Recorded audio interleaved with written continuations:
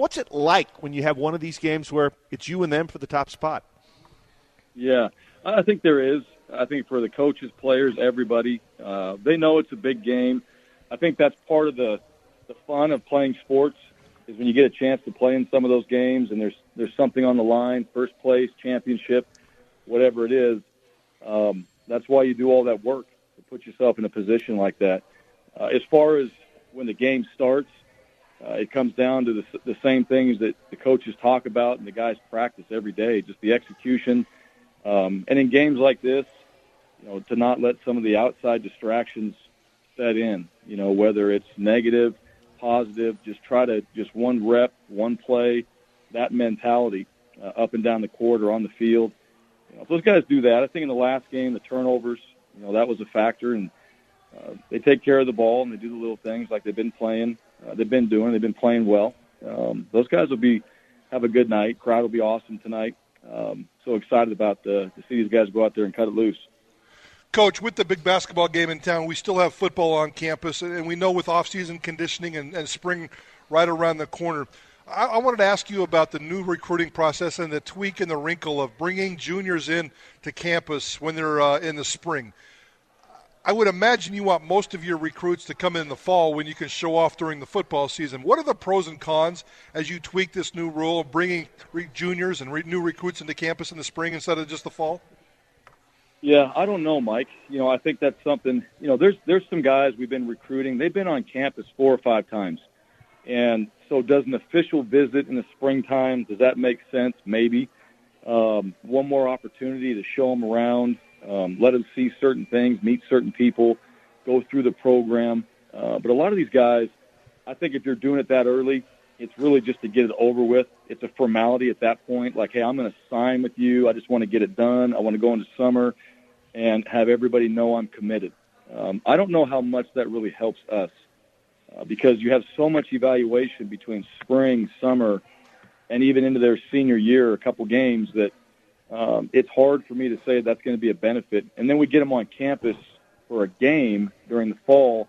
For me, that makes more sense. So right now we're going to have our junior days. We're going to have a plan similar to what we've done and then figure out, all right, where is everybody going with this and how does it affect us? And is that even going to be beneficial for us to do that down the road? Coach, big story came out yesterday where attendance is down across college football, down 6-7% or whatever they said. What do you think college football needs to do to try to send that trend back in the other direction nationally?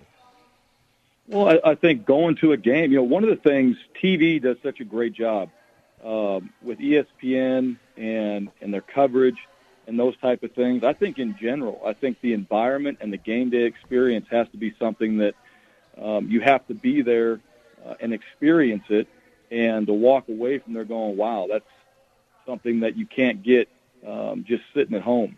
I think that's a big part of it. I also think, just the way that the teams, when they play, I think that has to do with it. There's games on Thursdays, Fridays, Saturdays, and, that does affect attendance.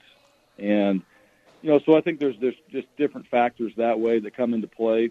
But I always think, the experiences and, once you've done it, when you actually go to a game, I've sat at home and I've watched games and it's great. And it's nice to be able to sit there and enjoy it in your own home. And there's times to do that, certainly.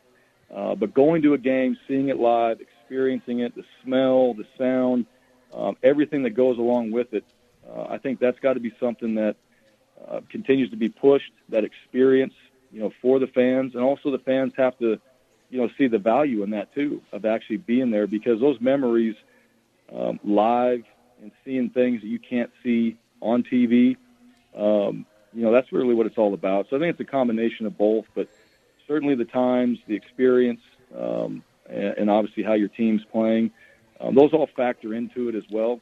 But I think that's something that people want. I think they do. They want to go to games. They want to experience and be entertained and enjoy watching their team play. Because when you do and you're in those games, you have those moments. There's nothing like it being live and being right there in person. Bob and I have some specific questions. We kind of want to change the direction to quarterbacks. We have some specific questions about Brett and Chase Cord, but before we go into there, take us into the quarterback room. It's obviously very different now. Brett Rypien's there, and Chase is evolving now, and then a whole bunch of new faces. How is it turned over? How is it different? What's it like in the quarterback room these days?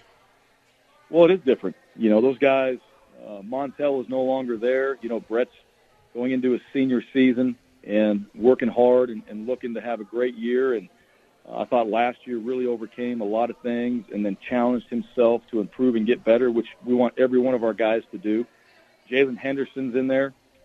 Chase Cord, as you mentioned, Brandon Bay as well. Riley Smith is going to be coming in.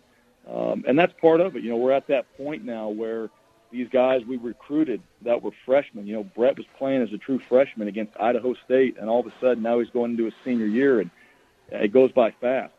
And that room has changed, but I think the room itself, the identity of it, and a lot of it through Brett, and those quarterbacks of the past, it hasn't changed that much, as far as what we're trying to accomplish. Coach Hill's done a great job in there with those guys, but I think the mentality, what we're trying to get done, who we want to be in the quarterback room has been pretty consistent, and, Brett's a big part of that. So it's fun to pop your head in there and see the new faces, and they're in there grinding on film. And Brett's, now not that guy kind of watching. He's the guy in there leading, helping these guys out, developing the younger guys underneath him. So when he goes out there, he's going to play, and then we'll figure out who that backup's going to be, what we do at that position with a couple of those guys, and, how it helps us moving forward. But overall, the room has been awesome. I think it's getting better, and I think Brett's a big part of that. Wednesdays at 2 here on Idaho Sports Talk. It's Huddle Up with Hars, talking quarterbacks with Coach Harsin. And I always like spring ball to look at the new guys that might have a chance to play this year that, didn't play last year, that redshirted. So Chase Cord in the quarterback room is one of those guys. So, Coach, what is he like? What are his strengths? What do we expect to see him be able to do when he takes the field? Yeah, well, I think, he's really developed over this last year. And, he's bigger and stronger and than he's been. He's going to be 6'3", about 205, 210 pounds, runs really well. So his strength and his speed has gotten better. And I think overall, just as a quarterback, mechanically, footwork, knowledge, as you'd expect over a year of sitting there and watching and being a part of the game plan and traveling, all those things have improved. But his game, he does a really good job of standing in the pocket. He could throw it, and then he can slide and move. And if something breaks down, he can go make things happen with his feet. And I think he's a physical player. So, that's been his evolution up to this point. And for him, the nice thing about Chase is he's always just trying to figure out a way to get better. He's got that. That's in his DNA. It's how he's wired, just trying to improve. He's coachable. And, that's what makes him a guy that we're excited about in the future, that he's going to continue to develop and grow just because of his demeanor. And I think he brings a lot to that room, over this past year, and where he's blossomed now into this spring. You can see that his opportunity to play is coming up, and he's looking forward to it. And he's been putting in a lot of work to make sure that when he's ready to play, it's an opportunity for him to go out there and shine.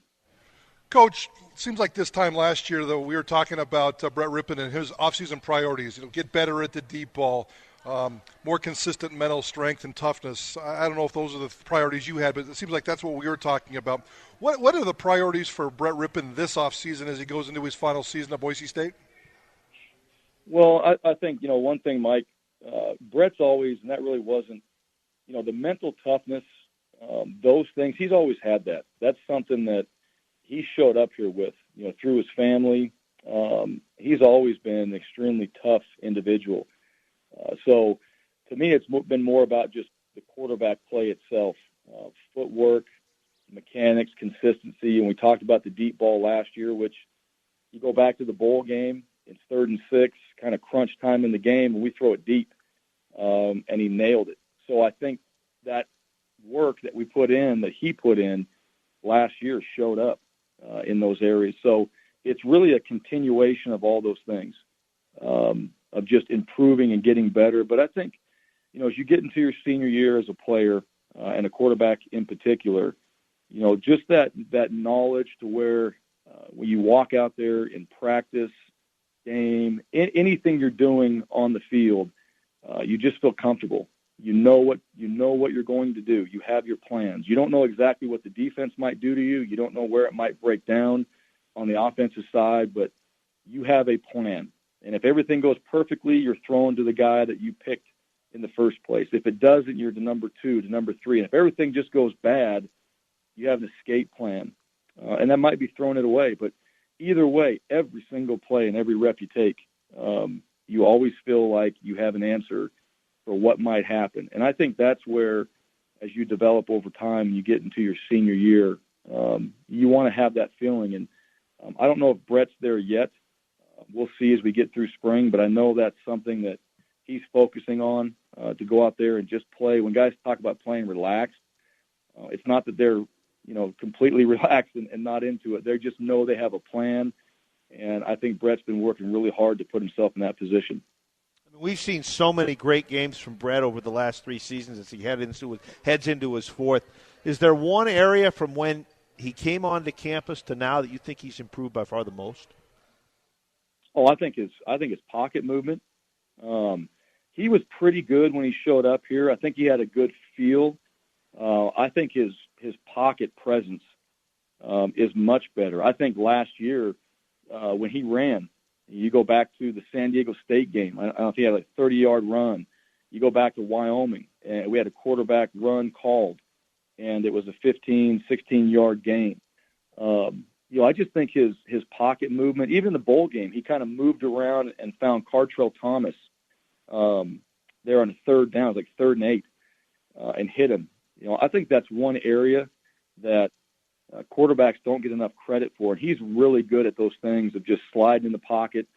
And he's been better. He's gotten better each game, each year. And I think that's something that you can throw balls at guys and hit them with brooms and all these different things that you see, all these drills, but you got to kind of have it.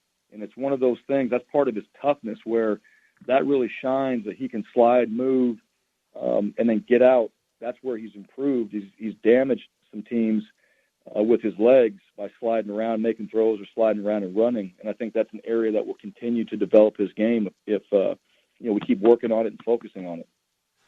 Coach, last question for you. It seems like post-recruiting, it's a quick vacation season for the coaches. I'm not sure if that's true, but what are your vacation policies down there? How do you spread it around? What offensive coaches go? When do they go? Defensive coaches, do you try to mix it up between staffs? And what about you personally? As you kind of sit down with the family, how do you map out vacation season, and where do you end up? Yeah. Well, right now, so after signing, we always take that week off, and that's everybody, O&D.